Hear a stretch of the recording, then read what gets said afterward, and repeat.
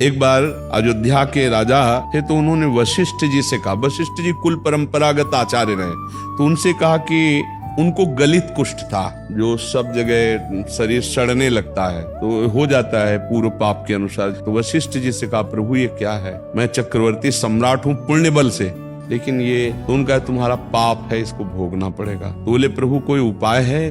तो बोले औषधियों की तो ताकत नहीं कि गलित कुष्ठ कट जाए, पर एक उपाय है, यदि पूरा नगर तुम्हारी निंदा करने लगे तो तुम्हारे पाप कट जाएंगे। तो बोले क्या करूं? बोले उपाय हम बता रहे हैं, तुम्हारे बड़े भ्राता युद्ध में मारे गए थे, उनकी पत्नी है, तुम 8 बजे से 10 बजे तक जाकर भगवान का चरित्र सुनाओ उनको।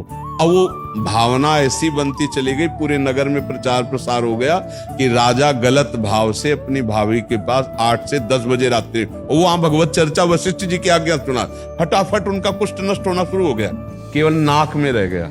तो उनका गुरुदेव नाक में रह गया, बोले ये खत्म नहीं होगा। बोले क्यों?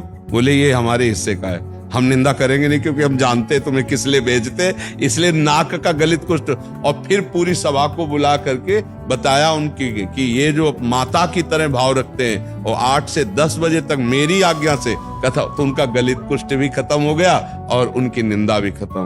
तो जो हमारी निंदा करते हैं, जो दोषारोपण करते हैं, जो द्वेष करते हैं, सच्ची मानिए हमारा बड़ा मंगल कर रहे हैं।